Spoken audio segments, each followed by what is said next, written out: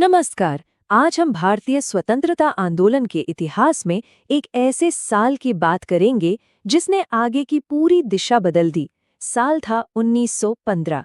इस साल हुई सभी प्रमुख घटनाओं को हम क्रम से समझेंगे, जो परीक्षा की दृष्टि से भी बहुत महत्वपूर्ण है।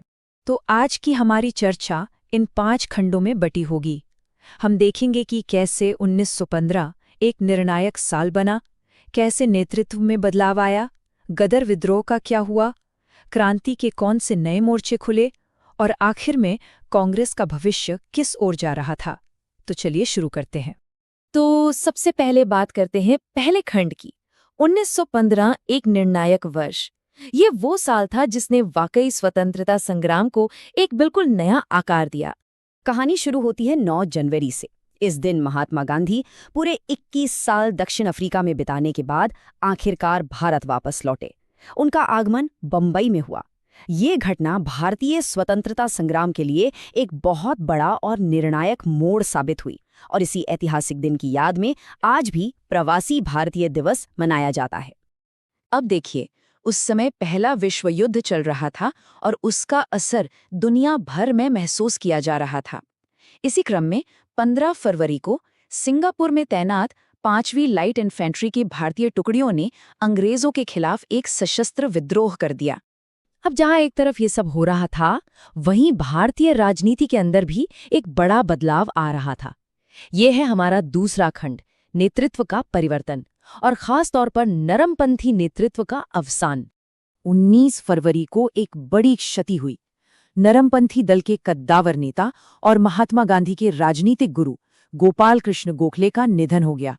ये वही गोखले थे जिन्होंने सर्वेंट्स ऑफ इंडिया सोसाइटी जैसी महत्वपूर्ण संस्था की स्थापना की थी। अब आता है इस साल का एक बहुत ही महत्वपूर्ण और नाटकीय अध्याय, हमारा तीसरा खंड, गदर विद्रोह और उसके परिणाम। ये कहानी है एक बहुत बड़ी क्रांतिकारी साजिश की और उस पर हुई ब्रिटिश प्रतिक्रिया की। 21 फरवरी की तारीख तय की गई थी। गदर पार्टी ने रास बिहारी बोस के नेतृत्व में एक जबरदस्त योजना बनाई थी। पूरे भारत में एक ही दिन एक साथ सशस्त्र क्रांति। लेकिन कृपाल सिंह नाम के एक मुखबिर ने सारी योजना अंग्रेजों तक पहुंचा दी और ये विद्रोह शुरू होने से पहले ही विफल हो गया। और इस नाकामी का नतीजा क्या हुआ? अंग्रेजी हुकूमत ने फौरन जवाबी कार्रवाई की। 19 मार्च को गदर आंदोलन और दूसरी क्रांतिकारी गतिविधियों को पूरी तरह कुचलने के लिए गवर्नर जनरल ने एक बहुत ही कठोर आपातकालीन कानून लागू किया, जिसे डिफेंस ऑफ इंडिया एक्ट 1915 कहा गया। कई इतिहासकार इसे कुख्यात रॉलेट एक्ट का पूर्वगामी भी मानते हैं। गिरफ्तारियों का दौर शुरू हो गया। 23 मार्च को गदर षड्यंत्र के एक और प्रमुख नेता विष्णु गणेश पिंगले को मेरठ में 12वीं कैवलरी रेजिमेंट की लाइनों से गिरफ्तार कर लिया गया। उनके पास से विस्फोटक बम भी बरामद हुए। लेकिन ऐसा नहीं था कि सिर्फ गदर आंदोलन ही चल रहा था। देश के अलग अलग हिस्सों में क्रांति की आग कई और मोर्चों पर भी सुलग रही थी। तो अब देखते हैं हमारा चौथा खंड, क्रांति के नए मोर्चे, जहां समानांतर आंदोलन और नए संगठन उभर रहे थे। अप्रैल के महीने में एक नए संगठन की नींव रखी गई, अखिल भारतीय हिंदू महासभा। इसकी स्थापना हरिद्वार कुंभ मेले के अवसर पर पंडित मदन मोहन मालवीय और अन्य प्रमुख नेताओं द्वारा की गई थी। दिलचस्प बात यह है कि शुरुआत में इसका नाम सर्वदेशक हिंदू सभा था और इसके पहले अध्यक्ष कासिम बाजार के महाराजा मनिंद्र चंद्र नंदी बने। उधर गदर विद्रोह की विफलता के बाद कानूनी कार्रवाई भी तेज हो गई थी। 26 अप्रैल को प्रथम लाहौर षड्यंत्र केस की सुनवाई शुरू हुई। इसके लिए लाहौर में एक विशेष ट्रिब्यूनल का गठन किया गया और इसमें करतार सिंह सराभा, वीजी पिंगले और भाई परमानंद जैसी कई बड़े क्रांतिकारियों पर मुकदमा चलाया गया। अब जब चारों तरफ धरपकड़ हो रही थी, तो इस पूरी साजिश के सूत्रधार रास बिहारी बोस ने एक बहुत ही नाटकीय तरीके से देश छोड़ दिया। 12 मई को वो पीएन टैगोर का नकली नाम रखकर एक जहाज से जापान के लिए निकल गए। अगस्त के महीने में एक और महत्वपूर्ण आंदोलन ने जोर पकड़ा, जिसे रेशमी रुमाल आंदोलन या काबुल मिशन के नाम से जाना जाता है।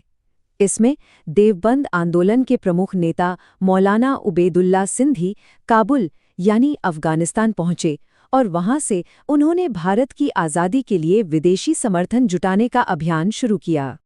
सितंबर का महीना एक दुखद खबर लेकर आया। 10 सितंबर को महान क्रांतिकारी बाघा जतिन, जिनका असली नाम जतिंद्रनाथ मुखर्जी था, शहीद हो गए। इससे एक दिन पहले 9 सितंबर को ओडिशा के बालासोर में पुलिस के साथ एक जबरदस्त मुठभेड़ में वो बुरी तरह घायल हो गए थे। रेशमी रुमाल आंदोलन की गतिविधियां जारी थीं। 18 सितंबर को इस आंदोलन के मुख्य सूत्रधार मौलाना महमूद हसन, जिन्हें शेख उल हिंद के नाम से भी जाना जाता था, बॉम्बे से हिजाज यानी अरब के लिए रवाना हुए। उनका मकसद था तुर्की से भारत के स्वतंत्रता संग्राम के लिए सहयोग हासिल करना। इस राजनैतिक और क्रांतिकारी उथल-पुथल के बीच शिक्षा के क्षेत्र में एक बहुत बड़ा काम हुआ। 1 अक्टूबर को बनारस हिंदू विश्वविद्यालय अधिनियम 1915 पारित किया गया। पंडित मदन मोहन मालवीय के अथक प्रयासों के बाद इंपीरियल लेजिस्लेटिव काउंसिल ने बीएचयू की स्थापना के लिए इस अधिनियम को मंजूरी दी। और फिर 5 नवंबर को नरमपंथी खेमे को एक और बड़ा झटका लगा। कांग्रेस के उदारवादी नेता और बॉम्बे क्रॉनिकल अखबार के संस्थापक सर फिरोज शाह मेहता का भी निधन हो गया। गोखले जी के बाद ये नरमपंथियों के लिए एक और बड़ी क्षति थी।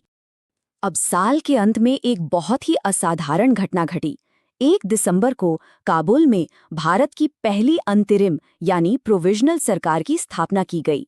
इस सरकार में राजा महेंद्र प्रताप को राष्ट्रपति, बरकतुल्ला को प्रधानमंत्री और उबैदुल्ला सिंधी को गृह मंत्री बनाया गया। यहाँ एक बात पर जरूर ध्यान दें, खासकर जो लोग यूपीएससी या पीसीएस परीक्षाओं की तैयारी कर रहे हैं। काबुल में बनी ये सरकार एक बहुत ही महत्वपूर्ण घटना है और इसका सीधा संबंध रेशमी रुमाल आंदोलन से है। चलिए अब इस साल के आखिरी और सबसे महत्वपूर्ण राजनीतिक घटनाक्रम की ओर बढ़ते हैं। ये है हमारा 5वां और अंतिम खंड, कांग्रेस का भविष्य और कैसे पुनर्मिलन के लिए मंच तैयार किया जा रहा था। 27 से 29 दिसंबर तक कांग्रेस का वार्षिक अधिवेशन बंबई में हुआ। इसकी अध्यक्षता सत्येंद्र प्रसन्न सिन्हा यानी एसपी सिन्हा ने की। लेकिन इस अधिवेशन का असली महत्व कुछ और था। इसमें कांग्रेस के संविधान में एक बड़ा संशोधन किया गया। ये संशोधन इसलिए किया गया ताकि 1907 के सूरत विभाजन में पार्टी से अलग हुए उग्रवादी गुट को, जिसका नेतृत्व तिलक कर रहे थे, वापस कांग्रेस में शामिल किया जा सके। तो चलिए एक बार जल्दी से दोहरा लेते हैं कि 1915 से परीक्षा के लिए कौन से मुख्य तथ्य याद रखने हैं। पहला, गांधी जी की भारत वापसी। दूसरा, गदर विद्रोह की विफलता और उसके जवाब में डिफेंस ऑफ इंडिया एक्ट का आना। तीसरा, काबुल में भारत की पहली अनंतिम सरकार का गठन। और चौथा, कांग्रेस का अपने संविधान में संशोधन करके उग्रवादियों की वापसी का रास्ता साफ करना। इससे आगे के इतिहास को हम स्टडी फोरकास्ट के वीडियो के अगले भाग में और भी रोचक तरीके से पढ़ेंगे।